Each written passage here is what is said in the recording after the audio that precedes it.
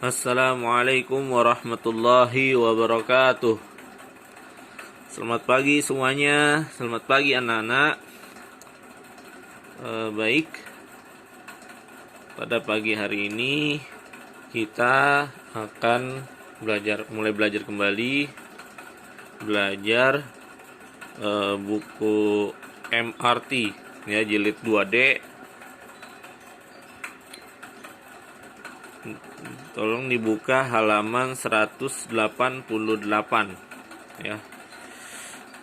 Oke, baik, sebelum kita mulai belajar pada pagi hari ini,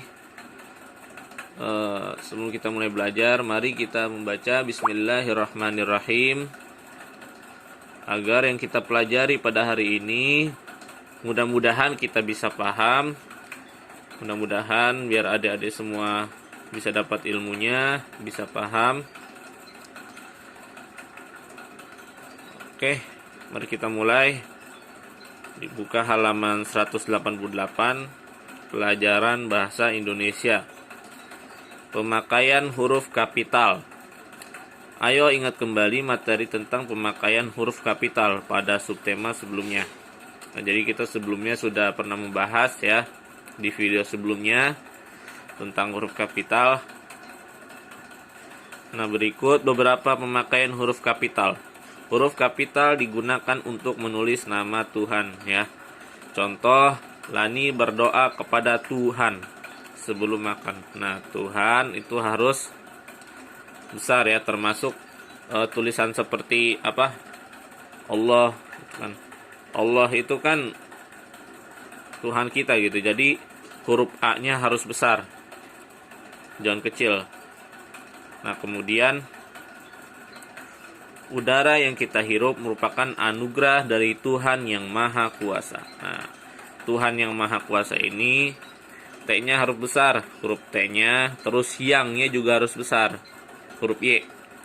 Y-nya huruf besar, terus Maha Kuasa, huruf M-nya juga harus besar.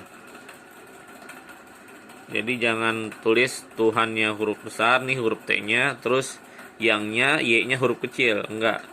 Ya, karena ini untuk menulis nama Tuhan ya. Seperti Tuhan yang Maha Kuasa, atau misalnya Tuhan yang Maha Penyayang, Tuhan yang Maha Esa. Nah, yang-nya itu Y-nya harus besar. Esa-nya, huruf E-nya harus besar. Nah, kemudian nih yang kedua, huruf kapital digunakan pada awal kata nama tempat. Contoh, keluarga Fatimah berlibur ke Danau Toba. Nah, kalau kita ulas lagi, ke ini K-nya huruf besar karena kan di awal kalimat. Ya kan? Fatimah, F-nya huruf besar karena nama orang. Nah, Danau Toba ini hurufnya D-nya besar, huruf T-nya besar karena nama tempat. Atau misalnya berlibur ke diganti Pantai Bali. Nah, P-nya huruf P-nya besar, pantai. B-nya besar, Bali. Jadi jangan sampai P-nya huruf kecil, B-nya huruf kecil ya. Ini cara penulisan yang salah. Nah, kemudian contoh kedua, Titus dan keluarga menyeberangi Selat Sunda dengan kapal. Nah, Titus di awal kalimat nama orang juga, huruf T-nya itu huruf besar, dan keluarga menyeberangi Selat Sunda. Nah, Selat Sunda ini nama tempat, jadi harus menggunakan huruf kapital di awal katanya. Nah, kemudian yang B, tanda baca. Ayo ingat kembali materi tentang tanda baca ya. Sebelum kita sudah membahas tanda baca, tanda titik, dan tanda tanya.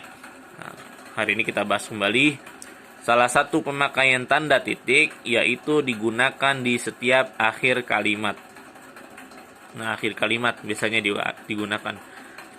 Tanda titik juga digunakan pada akhir singkatan nama orang. Contoh,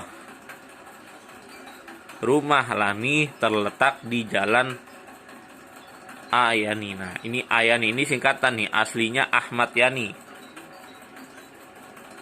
Aslinya Ahmad Yani. Nah, karena ini disingkat hanya huruf A-nya aja, jadi menggunakan titik di sini. A titik Yani. Dibaca Ahmad Yani karena ini singkatan dari sini. Nah, kemudian contoh yang kedua, ayah temanku bernama M Nuh. Nah, M Nuh ini singkatan dari Muhammad Nuh. Muhammad Nuh. Asli Muhammad Nuh tulisannya, karena disingkat jadinya M titik Nuh titik gitu. Nah, terus salah satu menggunakan tanda titik digunakan di setiap akhir kalimat. Akhir kalimat ini kan akhir kalimat nih. Nah, di sini ada titiknya nih, di akhir titik, ditaruh titik. Itu biasanya digunakan di setiap akhir kalimat. Nah, yang kedua, tanda tanya. Tanda tanya digunakan di setiap akhir kalimat tanya. Kalimat tanya diawali dengan kata tanya apa, kapan, mengapa, siapa, di mana, dan bagaimana. Contoh, di mana Fatimah terjatuh? Nah, ada tanda tanya di sini. Kemudian, kapan Fatimah terjatuh? Mengapa Fatimah bisa terjatuh? Apa yang harus Fatimah lakukan agar tidak terjatuh? Siapa yang terjatuh? Bagaimana caranya agar kamu tidak terjatuh? Nah, jadi semua ini adalah kalimat tanya. Ya, jadi kalimat tanya nih, kata tanya diawali dengan apa, kapan, mengapa, siapa, di mana, dan bagaimana. Pokoknya kalau kata tanya itu harus diawali dengan kata ini, salah satu kata ini. Oke, selanjutnya matematika ya. Matematika pada hari ini kita membahas hubungan satuan waktu dalam hari dan juga menentukan nama hari dalam soal cerita. Nah, di sini ada penjelasannya. Ini di halaman 190 ya, matematika ini. Dalam satu minggu ada 7 hari.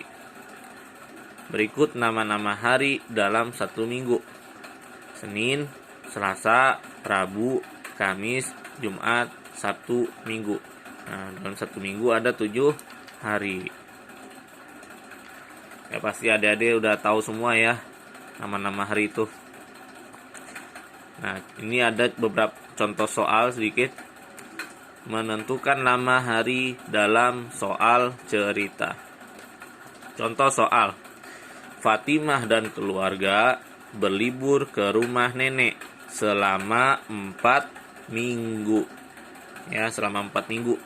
Beberapa harikah Fatimah dan keluarga berlibur ke rumah nenek? Nah, tadi kan kalau kita pelajari 1 minggu itu 7 hari. Nah, karena ini yang ditanya 4 minggu, berarti 4 minggu dikali 7 hari. 4 minggu dikali 7 hari. Dikali 7 hari. Berarti 7-nya ada 4. 7 ditambah 7 ditambah 7 ditambah 7. Ini cara perhitungannya ya. 4 kali 7. 7 ditambah 7 14. 14 ditambah 7 21. 21 ditambah 7 28. Berarti jawabannya 28 hari. Nah, benar nih. 7-nya ada 4. 1, 2, 3, 4.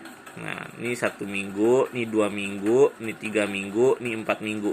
Nah,